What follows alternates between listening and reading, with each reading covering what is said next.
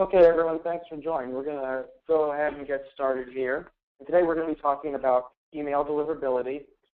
There should be a little questions bar on the right side of your GoToWebinar widget. So if you have questions or concerns along the way, please type them in there. And at the end, if there's time, we'll circle back and answer any questions that came in.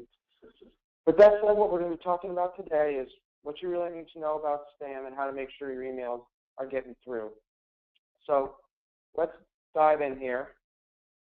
So as I just mentioned, and as I'm sure you saw when you signed up, today we'll be talking about how does email deliverability affect you, what is an email deliverability score, and how do you improve it, and 5 ways to avoid having your email go to spam. So that's where we're going to give you a couple of concrete take-homes of things you can start doing today to improve your email deliverability.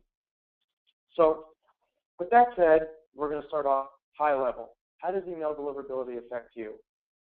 Obviously, it impacts your ability to communicate and engage with your guests.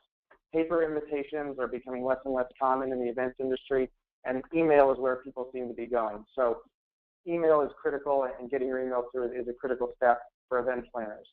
Now, email is also still the preferred method of communication, with over 85% of adults still saying email is their primary use of their time online.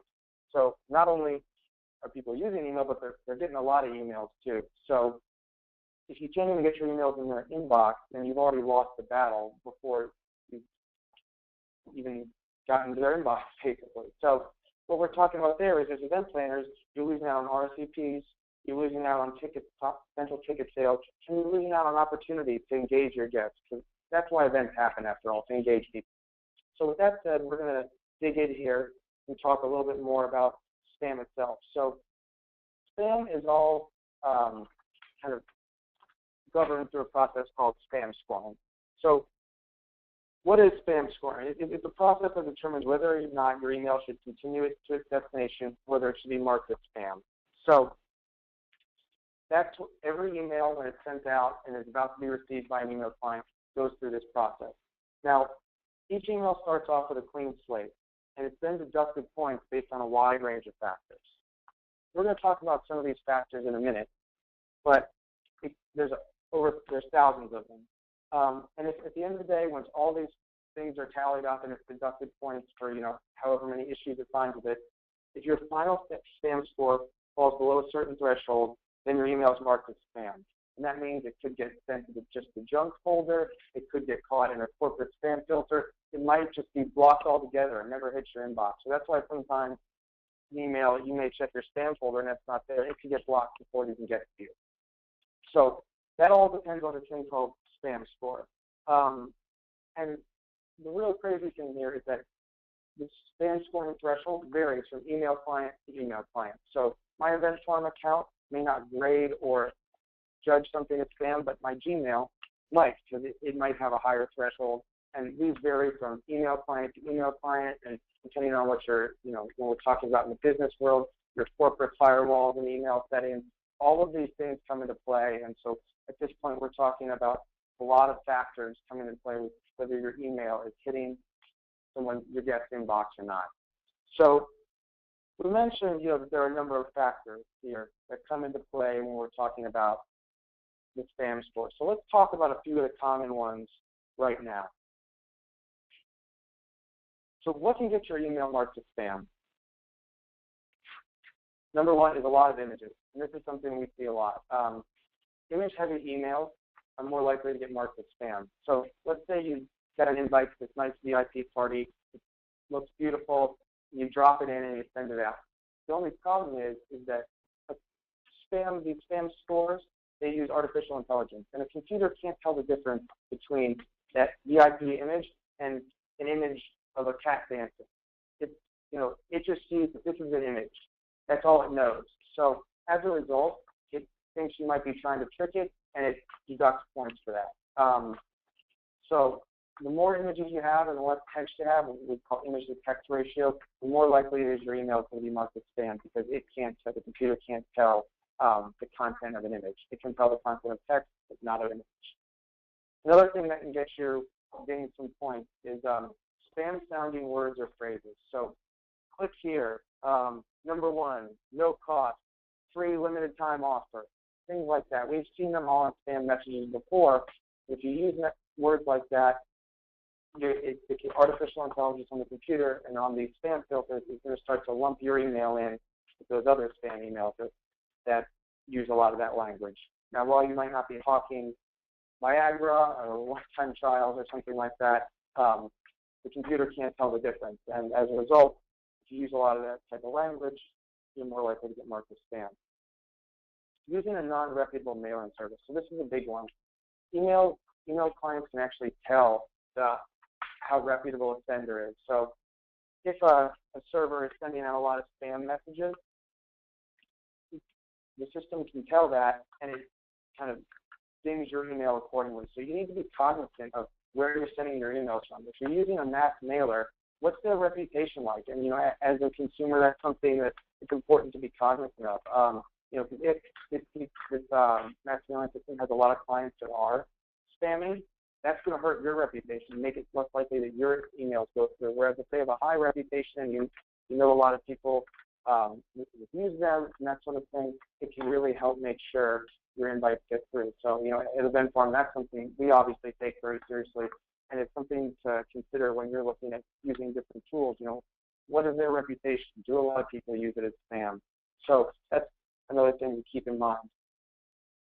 Excess font colors and styles. So think about it like this. When people send emails to each other, they usually use one font color. It's just black font on a white background. But if an email has a lot of different colors and font colors and styles and that kind of thing, particularly the color red, believe it or not, it's more likely to get ding points and be marked as spam, because that's not something, non-spam messages typically have. It's typically, if I'm sending my colleague Danielle an email, I'm using black font on white background. So the more font colors I use, the more likely the computer is to think, this might be spam. Incorrect punctuation and spacing. This is something I'm sure you guys have all seen a lot on the different emails you get. So there might be, the grammar is pretty bad, and that's because a lot of these messages are automated. And they're plugging in information, or they might even be misspelling words they know are spam triggers to try and get around things. And as a result, if you have a lot of sloppy spelling and punctuation, that kind of thing, it's more likely your email is going to get marked as spam. So these are just a handful of common things that can get you dinged, that can hurt points that hurt your spam score. Now, there are, as I mentioned, thousands of factors.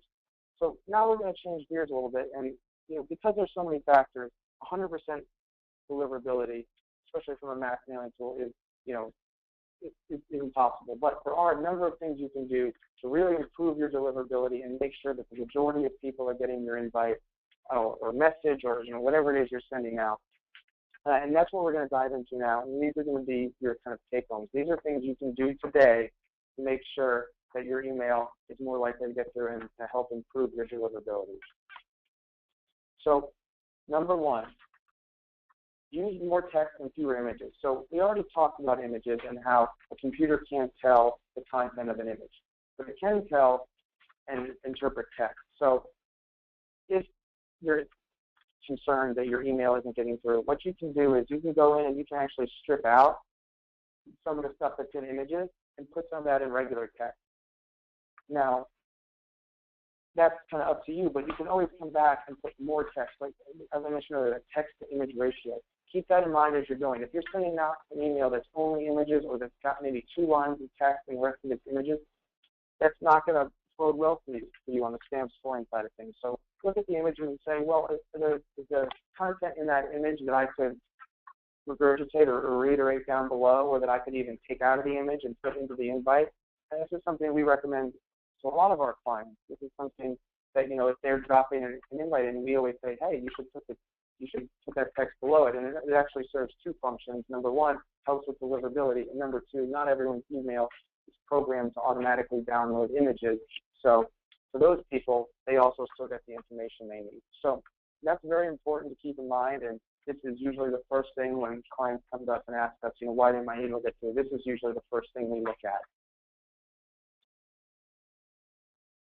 Use personalization. Address the guest by name. So, an email coming to me, Dear Alex Little, just having that in there makes it more likely to get delivered. That level of personalization shows that you know the guest and that as a sender you have some type of relationship with them, so that helps the cause. In event form, that means we have some slugs you can drop in that merge in those the names based on lists you've uploaded, the guest first and guest last slugs we call them. And most mass mailing tools have the ability to do this, and a lot of people sometimes shy away from it, but it actually helps your cause and makes your invite seem more personal, and it helps with deliverability. So it's definitely something, if you're worried your invite's not getting through, it's a quick fix that could help you get better results. Use proper punctuations and avoid spam-sounding words. So this is something we talked about a minute ago. And does this mean that, if you misplace that period, your invite's going to get marked as spam?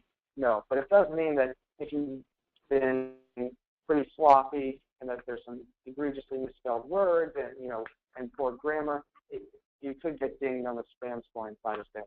So proofread that email, make sure that the grammar and spelling and everything's correct, and it'll make you look more professional, and it also helps with spam.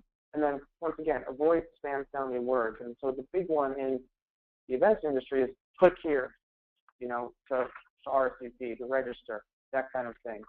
So, we obviously have to have a call to action, but that call to action also, the computer resembles a lot of those spam emails, such as click here for this deal, that deal, what have you. So just be aware of that as you're doing it. Maybe if you have, you prompt them to RSVP 8 different times in an email, that's really going to hurt you. But if you cut back on some of that, maybe only have a call to action at the top and the bottom of the email, click here to RSVP, that could benefit you. So just being cognizant of that and making sure you're avoiding, some of that other language like, free, US dollars, one-time only offer, that kind of stuff. If you've got a lot of that in your email, try taking some of it out before you send out or resend, and you could see it help your deliverability. Make sure the subject of your email is referenced in the actual body of your text. So if your email is titled Oracle Holiday Happy Hour, and in your email, the actual body of the email, you in no way, shape, or form reference the Oracle Holiday Happy Hour, that's going to send up red flags. So make sure that what you say the email is actually what it's about, and in text. Once again, the computers can't read the content of the images. So that's another, quick tip that should be able to help you out. Avoid using excess font color and type. That one we already talked about. So, a lot of times we see people come in and they use a lot of font colors, and if they then run into deliverability problems, we say, hey, why don't you condense that down to 1 or 2? So at times, you may have this beautiful looking invite with all these font colors, but those have to be weighed against very real, practical concerns, which is, as we stylize it and create it that way, is it going to hurt our deliverability? Because at the end of the day, as we mentioned at the beginning of this webinar, if your email is not getting through, you obviously lost the battle. So those are a few quick tips, and those for our clients tend to be some of the first things we recommend when people run into deliverability issues.